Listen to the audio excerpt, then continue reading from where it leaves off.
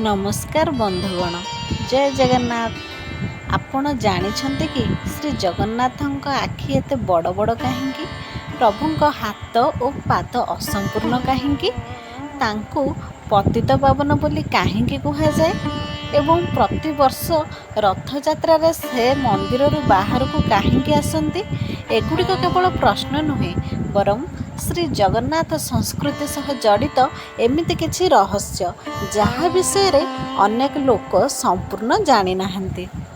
आजिर एही भिडियो रे आमे जानिबा श्री जगन्नाथଙ୍କ 10टी आश्चर्यजनक रहस्य जहा मध्य रे रहिछि पतित पावन नामर महत्व, बड़ बड़ आखिर अर्थ, नवकळेबरर परंपरा, महाप्रसाद महिमा एवं रथयात्रार आध्यात्मिक वार्ता। तेणु भिडियोटी को शेष पर्यंत निश्चय देखंतु, कारण शेष रे एमिति एक तथ्य जानिबे जहा सुनी आपणकर श्री जगन्नाथଙ୍କ प्रति भक्ति आहुरी बढ़ी जिवो। चलंतु आरंभ करिबा। जय जगन्नाथ। बंधुगण, आमर प्रथम रहस्य हेउछि श्री जगन्नाथଙ୍କୁ पतित पावन काहेकि कुहा जाय। पतित पावन शब्दटी दुईटी शब्दरू गठित, पतित एवं पावन।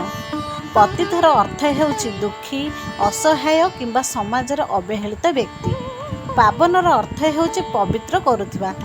सेहीपरि पतित पावनर अर्थ हैला जे समस्तଙ୍କୁ करुणा करंती एवं भक्तिर पथ देखांती।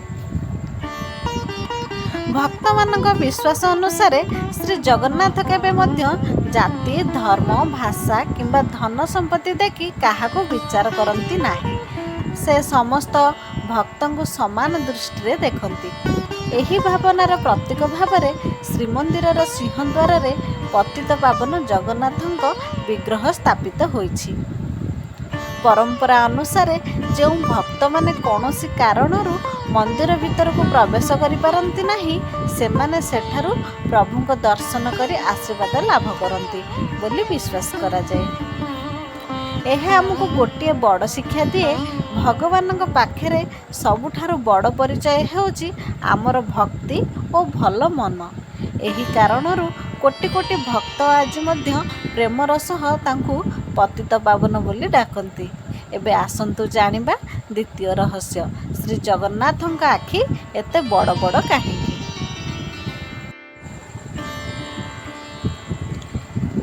बंधुगण, एबे आसंतु जानिबा श्री जगन्नाथଙ୍କ द्वितीय रहस्य। आपण निश्चय देखिथिबे श्री जगन्नाथଙ୍କ आखि अन्य देवादेवीଙ୍କ परि नुहे। तांको आखि बहुत बड़, गोलाकार एवं सदा खोला थिबा परि देखा जाए। तबे एहार अर्थ कौन? भक्त मानक व्याख्या अनुसार यही बड़ आखि सूचाए जे प्रभु समग्र सृष्टि उपरे सदा दृष्टि रखिछंती। से काहाकू भूलंती नाही, काहाकू अवहेला मध्य करंती नाही। एहा मध्य कुहा जाए जे प्रभुଙ୍କ आखिरे पलक नाही। भक्त माने एहाकू एपरि भाबरे बुझंती जे प्रभु सदा जाग्रत अछंती एवं समस्त भक्तଙ୍କ कथा शुणुछंती। आउ एक सुंदर भावना हेउछि एही बड़ आखि प्रभुଙ୍କ असीम करुणार प्रतीक। जे तांको भक्तिर सह स्मरण करे प्रभु तांको उपरे कृपा दृष्टि रखंती बोली भक्त माने विश्वास करंती। एही कारणरू श्री जगन्नाथଙ୍କ आखि को केवल एक कलात्मक रूप नुहे, बरं गभीर आध्यात्मिक वार्तार प्रतीक बोली मना जाए। तबे प्रश्न हेउछि प्रभुଙ୍କ हाथ और पाद असंपूर्ण काहेकि? आसंतु परवर्ती रहस्य रे एहार पछरे थिबा प्रचलित कहानी विषय रे जानिबा। एबे आसंतु जानिबा तृतीय रहस्य। आपण निश्चय लक्ष्य करिथिबे श्री जगन्नाथ, बलभद्र और सुभद्रांक विग्रहर हाथ और पाद साधारण मूर्ति मानक परि संपूर्ण नुहे। एहार कारण कौन? एहा सह जड़ित एक प्रचलित कहानी अछि। लोक परंपरा अनुसार राजा इंद्रद्युम्न भगवानଙ୍କ विग्रह निर्माण पाई जने दिव्य कारीगर को अनुरोध करथिले। से एक शर्त रखिथिले, काम शेष हेबा पर्यंत केही द्वार खोलिबे नाही। किछि दिन परे भितरु कौनसी शब्द न शुणी राजा चिंतित होई पड़िले। से धैर्य हराई द्वार खोलिदेले। ପରମ୍ପରା ଅନୁସାରେ ସେତେବେଳେ ବିଗ୍ରହ ନିର୍ମାଣ ସମ୍ପୂର୍ଣ୍ଣ ହୋଇନଥିଲା। ହାତ ଓ ପାଦ ଅସମ୍ପୂର୍ଣ୍ଣ ଅବସ୍ଥାରେ ଥିଲା। କିନ୍ତୁ ସେହି ରୂପକୁ ହିଁ ପ୍ରଭୁଙ୍କ ଇଚ୍ଛା ଭାବେ ଗ୍ରହଣ କରାଗଲା ଏବଂ ସେହି ରୂପରେ ପୂଜା ଆରମ୍ଭ ହେଲା। ଭକ୍ତମାନେ ଏହି କାହାଣୀରୁ ଗୋଟିଏ ସୁନ୍ଦର ଶିକ୍ଷା ନିଅନ୍ତି। ଭଗବାନଙ୍କ ମହିମା ବାହ୍ୟ ରୂପରେ ନୁହେଁ, ବରଂ ତାଙ୍କର ଦିବ୍ୟ ସ୍ୱରୂପ ଓ କରୁଣାରେ ଅଛି। ସେଥିପାଇଁ ଆଜି ମଧ୍ୟ କୋଟି କୋଟି ଭକ୍ତ ସେହି ଅନନ୍ୟ ରୂପକୁ ଶ୍ରଦ୍ଧାର ସହ ପୂଜା କରନ୍ତି। ତେବେ ପ୍ରଶ୍ନ ହେଉଛି, ଶ୍ରୀ ଜଗନ୍ନାଥଙ୍କ ବିଗ୍ରହ ପଥରର ନୁହେଁ କାଠରେ କାହିଁକି ତିଆରି ହୁଏ ଏବଂ ନବକଳେବର କ'ଣ? ଆସନ୍ତୁ ପରବର୍ତ୍ତୀ ରହସ୍ୟରେ ଏହା ଜାଣିବା।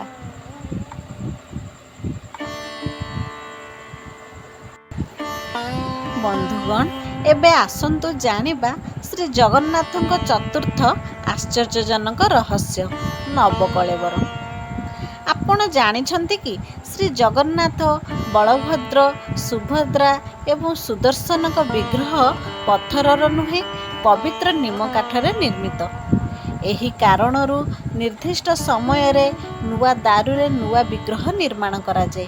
ଏହି ପବିତ୍ର ପରମ୍ପରାକୁ ନବକଳେବର ବୋଲି କୁହାଯାଏ।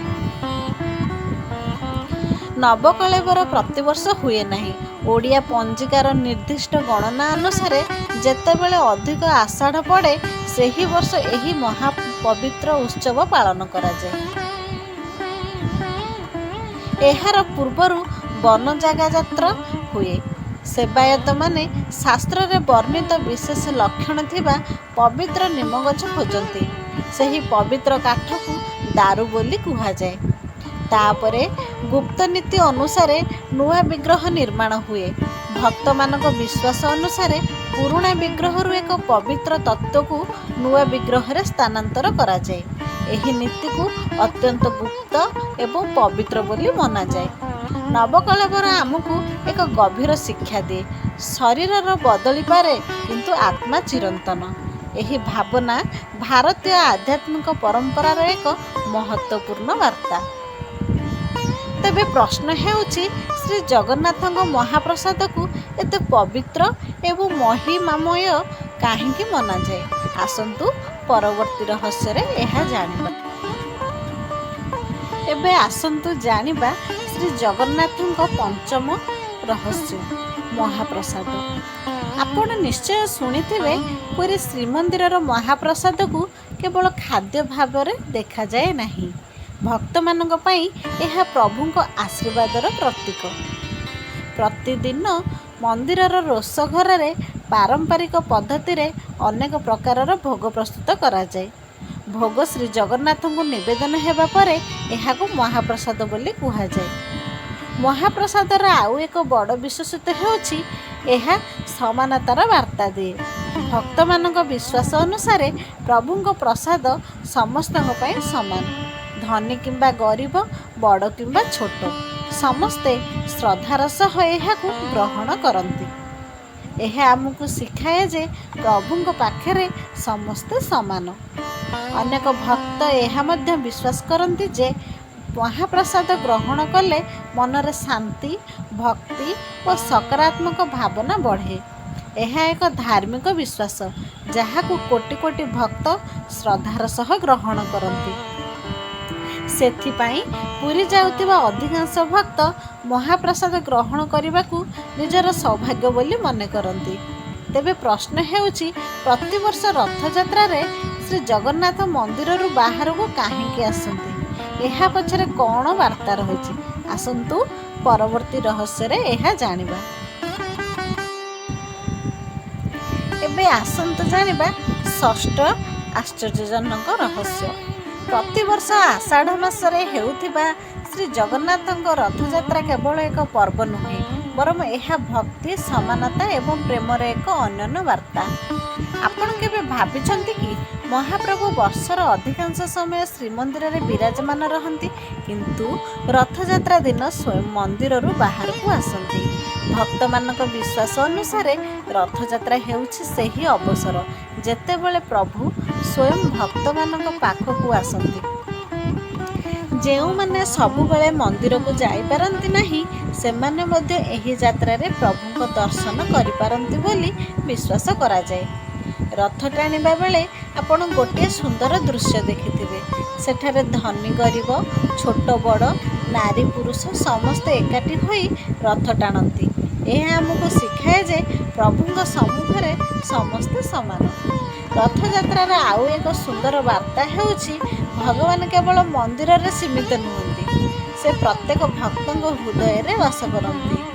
ଏହି କାରଣରୁ ପ୍ରତିବର୍ଷ ଲକ୍ଷ ଲକ୍ଷ ଲୋକ ପୁରୀ ରଥଯାତ୍ରାରେ ଯୋଗ ଦେଇ ଜୟ ଜଗନ୍ନାଥ ଧ୍ୱନିରେ ପରିବେଶକୁ ଭକ୍ତିମୟ କରିଦିଅନ୍ତି। ତେବେ ଆପଣ ଜାଣିଛନ୍ତି କି ଶ୍ରୀମନ୍ଦିରର ଶିଖରରେ ଥିବା ନୀଳଚକ୍ରର ମହତ୍ତ୍ୱ କ'ଣ? ଆସନ୍ତୁ ପରବର୍ତ୍ତୀ ରହସ୍ୟରେ ଏହା ଜାଣିବା।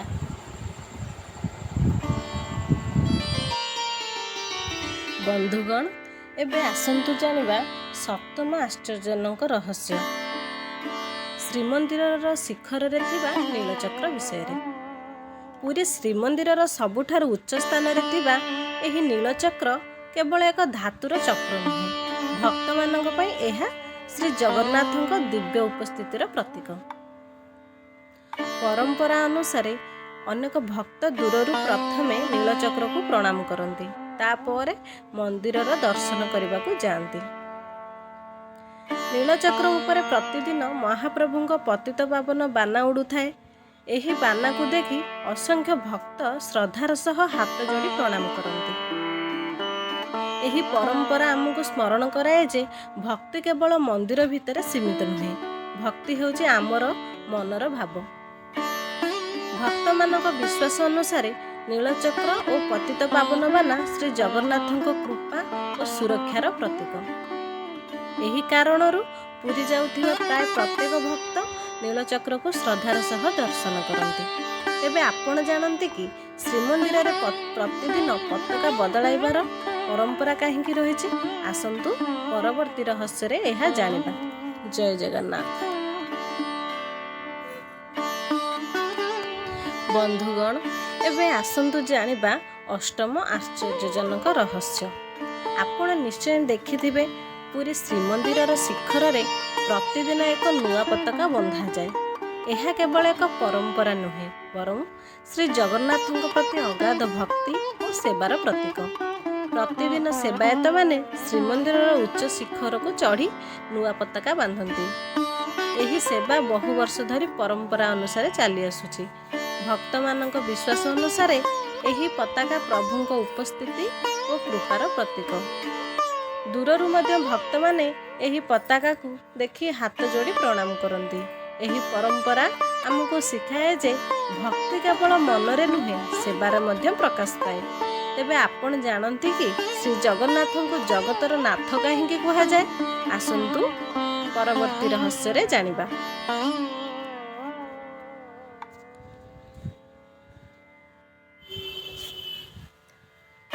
ବନ୍ଧୁଗଣ, ଏବେ ଆସନ୍ତୁ ଜାଣିବା ନବମ ଆଶ୍ଚର୍ଯ୍ୟଜନକ ରହସ୍ୟ। ଆପଣ ନିଶ୍ଚୟ ଅନେକ ଥର ଜଗନ୍ନାଥ ନାମ ଶୁଣିଥିବେ, କିନ୍ତୁ ଏହାର ପ୍ରକୃତ ଅର୍ଥ କ'ଣ? ଜଗନ୍ନାଥ ଶବ୍ଦର ଅର୍ଥ ହେଉଛି ଜଗତର ନାଥ, ଅର୍ଥାତ୍ ସମଗ୍ର ବିଶ୍ୱର ପ୍ରଭୁ। ଭକ୍ତମାନଙ୍କ ବିଶ୍ୱାସ ଅନୁସାରେ ଶ୍ରୀ ଜଗନ୍ନାଥ କେବଳ ଗୋଟିଏ ସ୍ଥାନ, ଗୋଟିଏ ଭାଷା କିମ୍ବା ଗୋଟିଏ ସମ୍ପ୍ରଦାୟର ଦେବତା ନୁହନ୍ତି, ସେ ସମଗ୍ର ମାନବ ଜାତିଙ୍କ ମଙ୍ଗଳ କାମନା କରୁଥିବା ପ୍ରଭୁ। ଏହି କାରଣରୁ ପୃଥିବୀର ବିଭିନ୍ନ ଦେଶରୁ ମଧ୍ୟ ଭକ୍ତମାନେ ପୁରୀ ଆସି ମହାପ୍ରଭୁଙ୍କ ଦର୍ଶନ କରନ୍ତି ଏବଂ ତାଙ୍କ ପ୍ରତି ଭକ୍ତି ପ୍ରକାଶ କରନ୍ତି। ଏହି ନାମ ଆମକୁ ମଧ୍ୟ ଏକ ସୁନ୍ଦର ଶିକ୍ଷା ଦିଏ। ଆମେ ସମସ୍ତଙ୍କୁ ପ୍ରେମ, ସମ୍ମାନ ଓ ଦୟାର ସହ ଦେଖିବା ଉଚିତ। ଏହି କାରଣରୁ ଶ୍ରୀ ଜଗନ୍ନାଥଙ୍କୁ କେବଳ ଓଡ଼ିଶାର ନୁହେଁ, ସମଗ୍ର ବିଶ୍ୱର ପ୍ରଭୁ ବୋଲି ଶ୍ରଦ୍ଧାର ସହ ସ୍ମରଣ କରାଯାଏ। ତେବେ ଆମର ଶେଷ ରହସ୍ୟରେ ଜାଣିବା ଶ୍ରୀ ଜଗନ୍ନାଥଙ୍କ ଜୀବନ ଓ ପରମ୍ପରାରୁ ଆମେ କ'ଣ ଶିକ୍ଷା ପାଉ। ଆସନ୍ତୁ ଶେଷ ରହସ୍ୟକୁ ଯିବା। ବନ୍ଧୁଗଣ, ଏବେ ଆସନ୍ତୁ ଜାଣିବା ଆଜିର ଶେଷ ଏବଂ ସବୁଠାରୁ ମହତ୍ତ୍ୱପୂର୍ଣ୍ଣ ରହସ୍ୟ। ଶ୍ରୀ ଜଗନ୍ନାଥଙ୍କ ଜୀବନ ଓ ପରମ୍ପରା ଆମକୁ କେବଳ ପୂଜା କରିବାକୁ ଶିଖାଏ ନାହିଁ, ବରଂ ଏକ ସୁନ୍ଦର ଜୀବନ ବଞ୍ଚିବାର ପଥ ମଧ୍ୟ ଦେଖାଏ। ପ୍ରଥମ ଶିକ୍ଷା ହେଉଛି ସମାନତା। ପ୍ରଭୁଙ୍କ ପାଖରେ ଧନୀ ଗରିବ, ଛୋଟ ବଡ଼, ଜାତି କିମ୍ବା ଭାଷାର କୌଣସି ଭେଦ ନାହିଁ। ସମସ୍ତେ ତାଙ୍କର ସନ୍ତାନ। ଦ୍ୱିତୀୟ ଶିକ୍ଷା ହେଉଛି ପ୍ରେମ ଓ କରୁଣା। ଅନ୍ୟମାନଙ୍କୁ ସାହାଯ୍ୟ କରିବା, ସମ୍ମାନ ଦେବା ଏବଂ ଦୟାର ସହ ବ୍ୟବହାର କରିବା ହିଁ ପ୍ରକୃତ ଭକ୍ତି। ତୃତୀୟ ଶିକ୍ଷା ହେଉଛି ବିଶ୍ୱାସ। ଜୀବନରେ କଷ୍ଟ ଆସିପାରେ, କିନ୍ତୁ ଧୈର୍ଯ୍ୟ ଓ ଭକ୍ତି ସହ ଆଗକୁ ବଢ଼ିଲେ ଆଶାର ଆଲୋକ ସବୁବେଳେ ରହିଥାଏ। ଏହି କାରଣରୁ କୋଟି କୋଟି ଭକ୍ତ ଆଜି ମଧ୍ୟ ଶ୍ରୀ ଜଗନ୍ନାଥଙ୍କ ନାମ ସ୍ମରଣ କରି ମନରେ ଶାନ୍ତି ଅନୁଭବ କରନ୍ତି।